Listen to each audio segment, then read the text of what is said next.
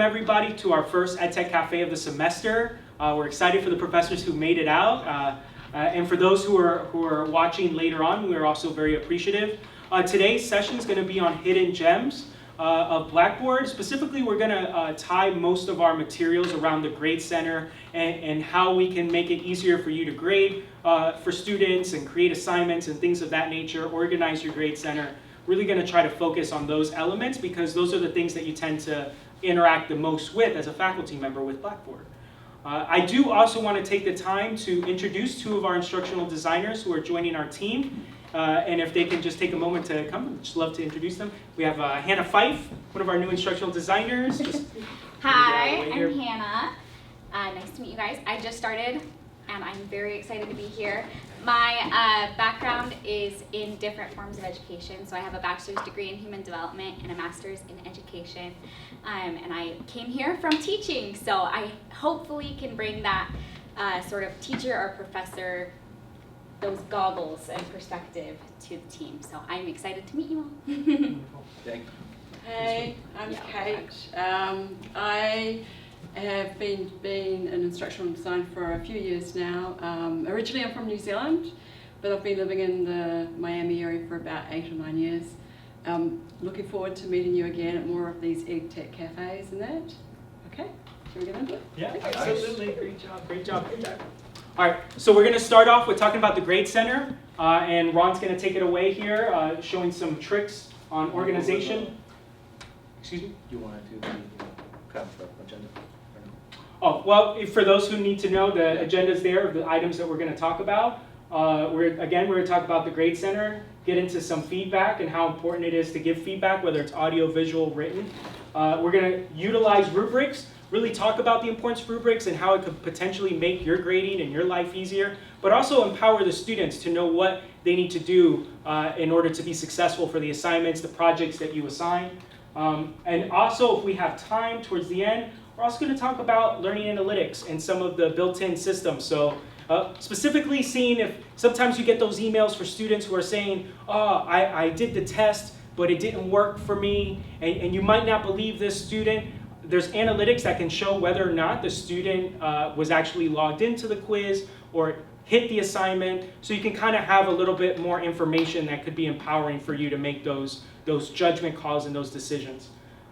And just as a heads up, today's quest, we're going to actually be hands-on and create a rubric together. So if you have a computer, feel free to log into one of your courses, and we'll get into that a little bit later. But we're going to start off with talking about the Grade Center. All right, thank you, Luis.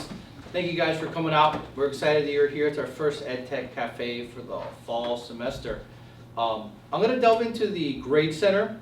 More importantly, because this is where you guys have a lot of your interaction besides discussion boards and announcements. When they start submitting assignments and it's time to grade, this is where I get a majority of my questions. I constantly get emails like, where do I access my Grade Center? How do I get in? As you know, on our main page of Blackboard here, when you're logged in, on the left-hand side as an instructor, you have complete access to the actual Grade Center, which is down on Full Grade Center when you scroll down, and you would just click on Full Grade Center, which takes you to the page I'm currently on. I'm using this course. This is a course that I ran over the summer. And the bubbles, when you guys have seen them before, and you hover over them, you're going to notice it says, there's an attempt in progress or it needs grading. And this is your indication like, hey, I need to go in there as an instructor. So very simply, you could go to the drop-down menu and you could grade the user activity by simply just clicking on it. But when you get in here, there are several things that are happening here, and there's several options that we want to share with you guys besides just the simple grade. For example, on this discussion board, you'll see the response, you'll see the thread, and you'll make sure does it make sense? Is this part of what, did the student fulfill the requirement of, answering the question properly? Did they provide citations? Whatever your instructions were. And as you scroll down, you're going to notice that you're going to have your light purple shaded area. And simply, this is an area like you can simply, read the post and be like, okay, he did great. Give him a 14 out of 15. And you can simply type in here some great feedback to the student, and you would hit submit. And that's your traditional way of doing it, and that's perfectly fine, but we want to show you an alternative way that is going to have to be more interactive for the students. You're going to have a better connection with them. And this same page right here, if you hover over the A right here, it's going to say click to open full content editor. When you click on that, one of the great things about it is it brings up feedback to learner, but it's not going to be your simple typing that you can. This microphone right here, you can insert recording, and it's going to open up Collaborate Ultra. And you would hit allow. My particular computer doesn't have a webcam, but most of them will do, so you're going to have, it's going to ask you for access to your camera and access to your microphone, and you would hit allow. And the great thing is you would actually start recording, and it has a little countdown, 4, 3, 2, 1, you know, and you're going to be able to respond to your student. Like, I just realized I went over your discussion board post, you did a great job here, I recommend the following, you know, and you give them those suggestions, you know, and you would hit save and exit. I'm not going to save this one, obviously, but the point is you're going to have that interaction with the students, and they're going to be able to get that feedback instantly, because once you submit that grade and that video to them, they get a notification. And there's something more powerful than just the student getting that notification and they just click on like, oh, I got a, you know, 12 out of 15, or 13 out of 15, whatever it may be. But what really is going to impact them is my instructor just sent me a video to me, like commenting and talking directly to me. And that's what we kind of want to get at in the online sessions and online courses, because it opens up that avenue for students to be able to be like, you get that one-on-one attention like you would in a regular classroom. And it's a powerful tool to have video and media. And students do respond sometimes in their discussion boards in the same way, so it's nice to do that. We'll be willing to sit down with you guys if you know, if you need like more clarification, more instruction, and we'll walk you through on that part of how to post and everything. But it's just something that we want to bring up, we want to be able to show to you.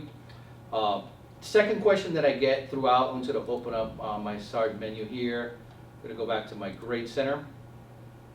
Is that when a course is copied over from your master course, as you scroll across the bottom, you start seeing your assignments. Module 4, Module 4, Module 5. This one particularly is in order. But there are times when things get copied over, they get doubled up sometimes, and you'll get 2 total columns. You'll get 2 weighted total columns. Or sometimes you'll get like 2 of the same assignments, or they're just literally out of order. So I get constantly professors are going to be asking me, hey, my grade book is out of order. How do I get it back? Because it's a lot, and obviously it's a lot easier for you as a professor to just scroll down the line as the course is progressing, and you're just, you know, you start grading and analyzing, and you know, you're commenting back to the students, but you don't want to just scroll down because you can miss one. You could possibly have Module 1 all the way down by like Module 4 or 5, and then all of a sudden 3 weeks go by and they're not getting submitted, you know, they're not getting their grade, and then you're going to start getting emails, and it really has to do with the fact that maybe your grade book's out of order. So in the full Grade Center, as you notice, there is a Manage button right here. When you hover over it, there's several options. And the one to fix that situation is called Column Organization. You simply click on Column Organization. As you scroll down, it has a layout of everything that's in your course. So for example, I'm going to move this out of order on purpose.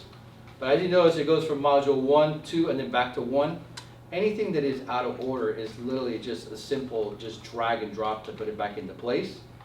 And so I would just literally just drag this back down, and now it's back in order. But I've had professors who do that, and they've gotten this far, but always forget, you gotta hit submit down here at the bottom, because then it won't apply those. So I've had someone who's moved like 6 or 7 items, and they're like, I got my grade book back, and then it's not showing. It's because you forgot to hit submit, because sometimes the way Blackboard shows up, you may have your screen like that, and you're thinking, I'm done. Just keep in mind, just remember to hit submit, and that'll take care of the situation there as far as things being out of order. One last thing I want to go over with you on the Grade Center. This one right here particularly doesn't have one, but this example right here where it says total, and I was saying sometimes you get 2 total columns. If you wanted to eliminate any of the columns that may be doubled up, literally just clicking down on them, you could do column information, you could hide from instructor view, you could hide it from the students, or if there's a doubled one, it'll give you an option to be able to delete it. So you can delete a full column just straight across here. And as an instructor, you have the option to be able to do all those. Moving on to my other one that we wanted to show you is, let me go back into full, well, I'm actually in full Grade Center. I'm going to pick an item here that I am going to grade. Let me see if I can do it. I'm going to grade user activity.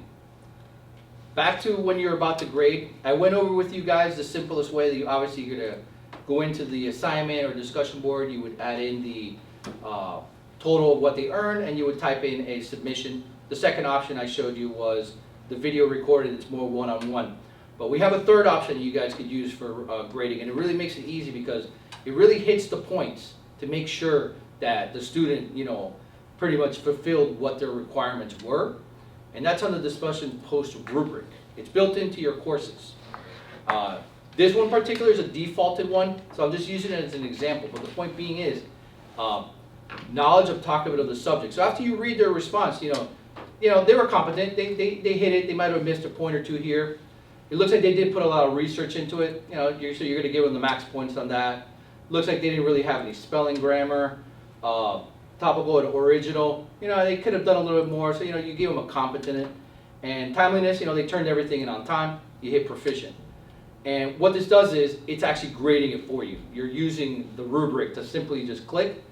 Total points, you're getting 13 out of 15. You can type them in right there. You can type in some feedback as well. So it's just an additional option that's built in. And this is for assignments, discussion boards. You can use this rubric. Luis is going to go into a little further detail how you can create specific rubrics for your specific assignment. It may be a little bit different than the discussion board or not. It's not going to apply. These points are not going to make sense. Maybe there's no research required in what you're doing, and it's just a group project. So maybe participation is what you're looking for in the rubric. So you could tailor them and customize them to whatever assignment discussion you want to use it in. But we want to point this out to you because a lot of professors don't know it's in here. It doesn't exist. They didn't realize that we had discussion board rubrics for their grading. So it's very powerful. You have so many different ways of grading and reaching out to your students. You're making things a lot easier for yourself because you're using a rubric and you're just reading their response, going down the line. You're just literally clicking on it. You would hit save rubric in the assignment, and it's going to assign the points to them right there. So that covers those parts of it. I'm going to pass it on to Luis because he's got some really good info for you guys how to create specific rubrics that are maybe tailored to your course, your subject matter, or whatever your particular assignment is. So I'll leave it for you right there. Thank you. Great job, Ron. Great job. Whether you're new to online learning or you've already taught a couple courses online, you might notice that when you work with us, we're particularly adamant about structure, about putting things in particular modules, really outlining what you're planning to do. And really, at the end of the day, that's to benefit you. We realize that a lot of the research out there when it comes to digital education is that the more structure you provide, the more guidance you have within your course, the less questions you'll get. And sometimes questions are okay, if you think about it in your face-to-face courses, if a student has a question about the syllabus, they'll ask it in front of the class, and then you kind of have that opportunity to answer that question one time. I know sometimes you'll have to answer the same question a couple times, but you still have that opportunity where the message gets out all at once. Well, oftentimes, let's say if you have a course that doesn't have a lot of structure or information, you'll have multiple students emailing you, and that could be very tedious, writing a message every time and letting them know the same thing over and over again, especially if some of that information is outlined in a syllabus. So that's why we're particularly adamant about structure, making it clear as day of what the assignments are, what the students are going to be learning, and really it's to benefit you, also the learner, of course, but really to benefit you and kind of alleviate those sort of repetitive messages that can happen throughout a semester so that you can really focus on being the subject matter expert, being the teacher, and inspiring the young minds, right? So rubric plays into that. I think every professor out there has a sort of a method to how they grade, whether it's a project, an essay. Chances are you try to automate that process as much as possible, whether it's in your mind or maybe you have a cheat sheet that you try to use when you're going through papers to try to quicken the pace. So a rubric really has the opportunity to be built in and make, as Ron showed, to make that process even easier, where all you're doing is clicking buttons and then moving on to the next student, and really kind of to have a physical system that creates what's in your head sometimes and put it in the actual learning management system. So I think it's really worthwhile, and something that I must say that in my graduate studies, every course that I took, in instructional design, incorporated a rubric for all the projects, all the deliverables that we had. And there's a reason for that. I think ultimately you could say that the reason was to make the professor's life a lot easier, in the sense that he wasn't grading each individual project on his own in his own mind. Rather, he had his rubric built into the system that he looked at, and so that he made sure he was being equitable to all of us and making sure that he was grading all of us the same. But more importantly, it was empowering for us as the students, especially some of those group assignments. We didn't know, sometimes the instructions themselves were not enough. But having the rubric encompassed with it allowed us to understand, okay, well, he or she's going to be looking for this, or he or she's going to be looking at this. So it actually allowed us to focus in on some of the elements that are going to be most important and graded. Again, alleviating the amount of questions. I imagine often you're going to get asked of, what are you looking for? Or how can I get an A? That seems to be a very common question sometimes. And having rubrics and having that available to the students really allows that question to kind of be answered on its own, or at least gives you the opportunity to be like, just check out the rubric. So if you want to create a new rubric, a rubric that is unique to you, you will look here under course management, and this is where a lot of the goodies are in Blackboard, as far as different tools, different analytic systems, your content. A lot of it's right underneath course management. But if we're talking about rubrics, we'll click on course tools. And again, course tools, it really goes through the gamut of all the different options you have available to you in Blackboard. And I got to be honest, as an instructional designer, and I've been doing this, for over 5 years, some of these tools I have not ever really used, so it's okay to ignore some of them. But let's not ignore rubrics. So we're going to click on rubrics here. And as Ron mentioned, already built into every single one of your courses is this discussion post rubric that you can utilize, you can choose to edit. But for the sake of this project, if you don't mind following along with me, I'm going to go ahead and click on create a rubric. We're going to create something from scratch. Now I want you to think of a pretty seminal project within one of your courses, whether it's the culmination project or it's an assignment that's pretty critical for the students to be successful at, to pass your course. Really think of one of those assignments that are pretty hefty in the amount of, whether it's a lot of pages or a lot of different aspects in the deliverable. Think of that particular assignment, and I want you to try to create a rubric for that. So in my case, I'm creating I support the business school quite often, so I'm thinking business, so I'm going to do something in sales project.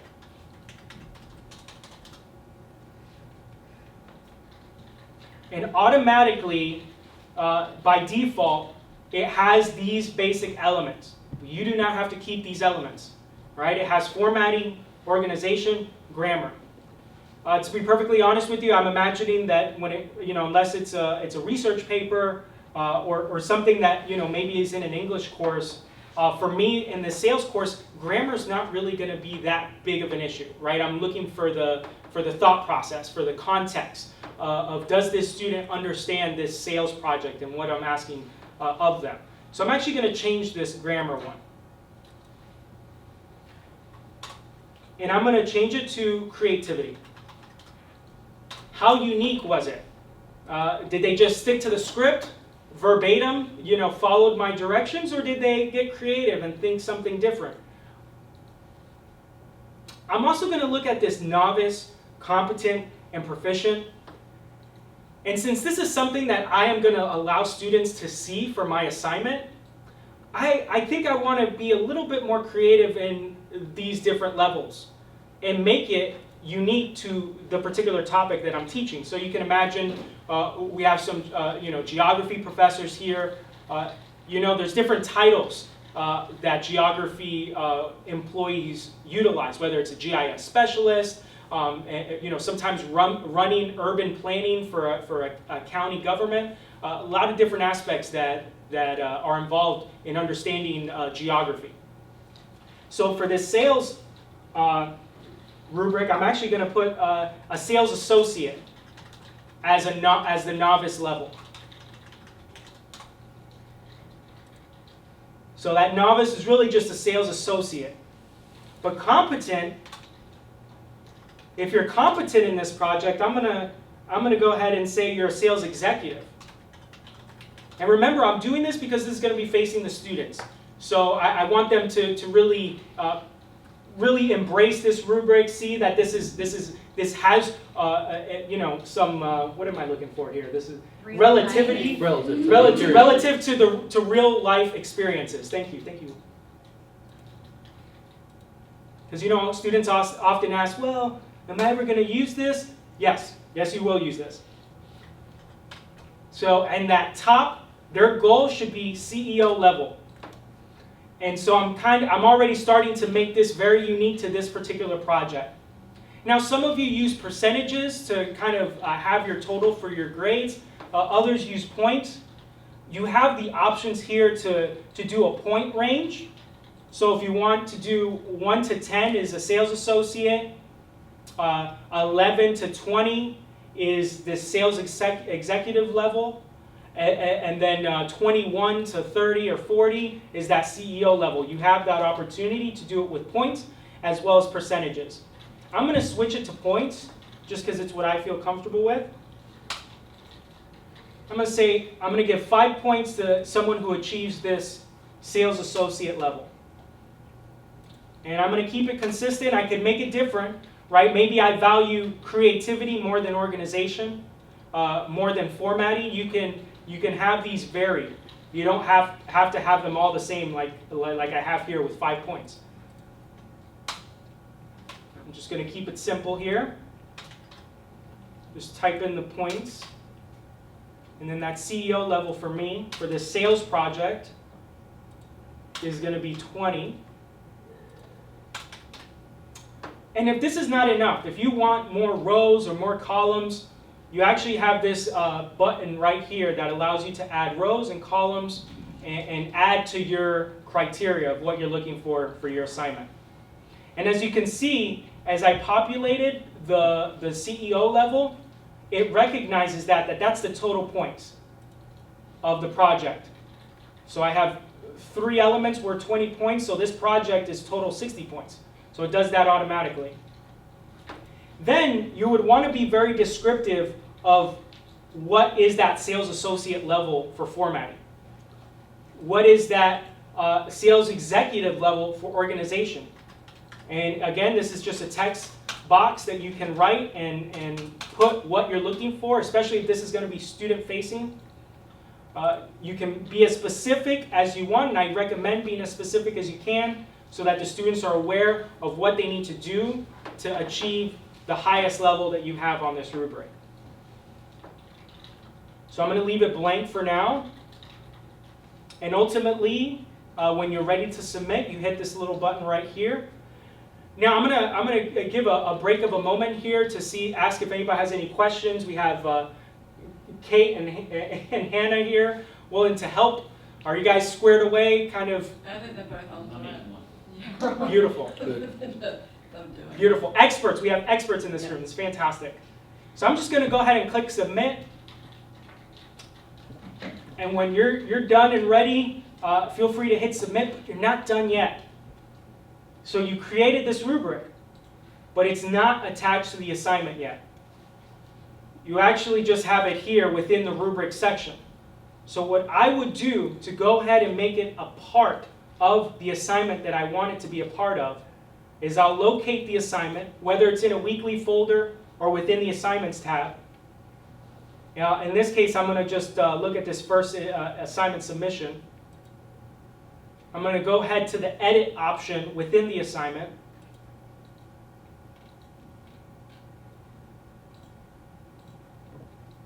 And as you can see right now, it has a rubric attached, and it's 30 points is the rubric. But for this case, I'm going to add a different rubric. I created a rubric specific for this assignment. So I'm actually going to click on Select Rubric.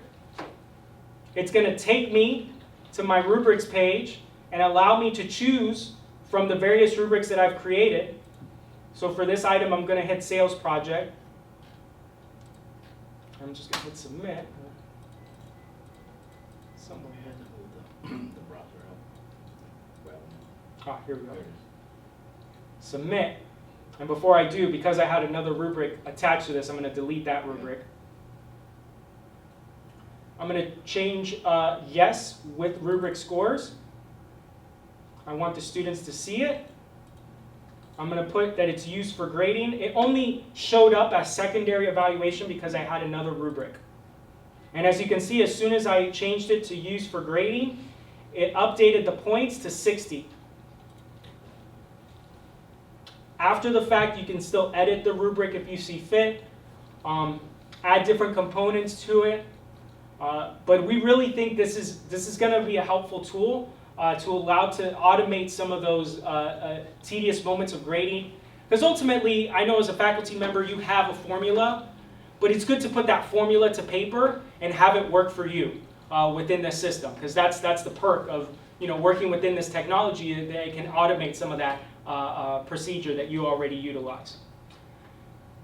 So I am going to open it up to any questions on rubrics. You guys feeling confident about creating one? Maybe you'll think about using it. More or less? Feeling good? I love it. I love it. So with that, I'm actually going to give it to Ariella to talk a little bit about analytics and how it could potentially help you catch some of those students that are having difficulties within your class, as well as some students who maybe are not being honest with you as far as how much they're accessing the course or whether or not they've submitted an assignment. It's definitely something to have in your toolbox that you can look at to use as a reference. So with that, I'm going to give it to Ariella. I'm just going to show you guys how to use some of the analytics features that Blackboard provides. For analytics, it can be kind of a dense topic, and Blackboard has a lot of information for you to go over. I'm just going to give you guys a brief introduction to analytics, and if you guys want to learn more about it, we can probably host another session that's just focused purely on that. So I'm just going to cancel this right now. And so for the purpose of analytics, like Louise mentioned earlier, it's just to check, or one of the purposes is just to check to see, for example, how much time a student is spending in your course, how much time they spend on a particular assignment, or if, like you said before, if someone tells you, hey, I submitted this assignment but the system wasn't letting me, you can see if the student actually even checked the assignment at all, or if he was just lying. So let me go back.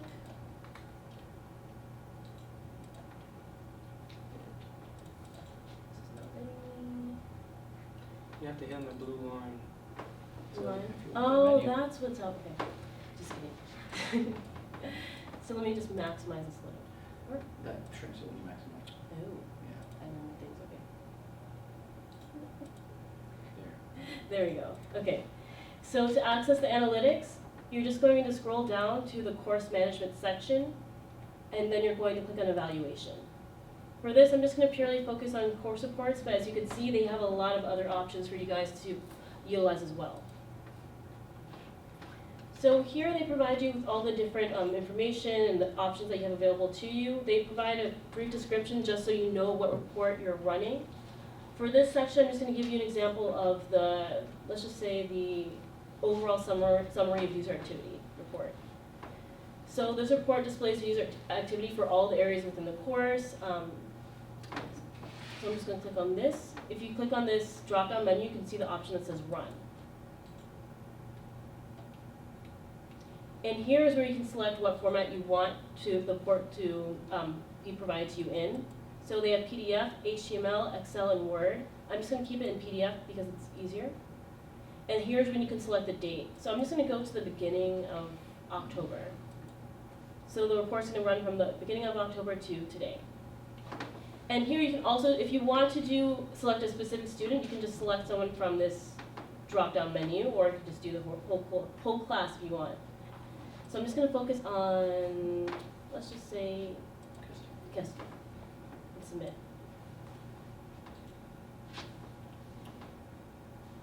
So this may take some time, just depending on your internet, and oh, there you go. So here, I can click Download Report to view it. And as you can see, they provide you with this chart that gives you an idea of the different areas in the course and how much time they spent on it. So the student and spent a majority of her time focusing on the content. And then the second largest feature was the discussion board.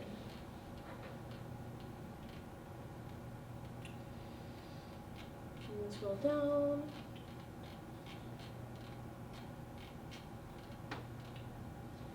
Okay, so you can just get an idea of, this is a very detailed report, but here you can just get the overall summary of, for example, how many hours that she spent from the access date of the course.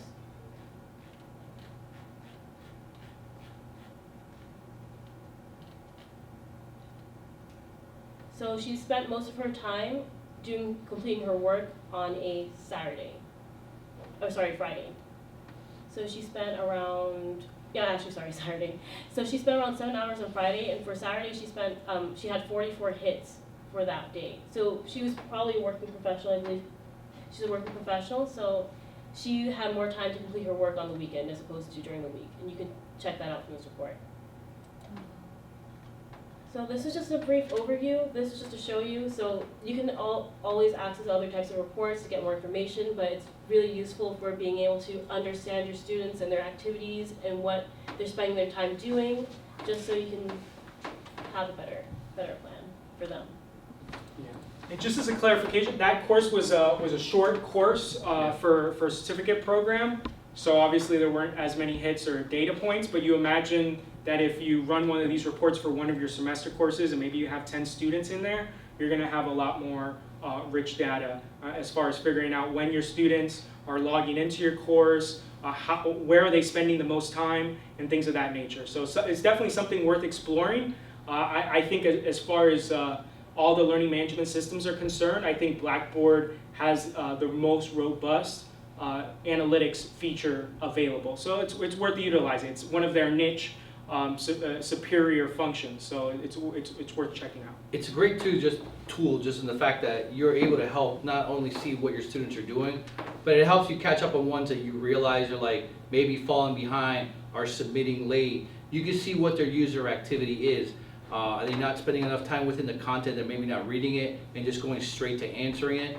Or maybe sometimes some students who just haven't submitted anything, you're like, they're missing in action there basically, and you want to see what's going on with them. You can pull up their user activity and see maybe they just log in and they just read the announcements page and then log out.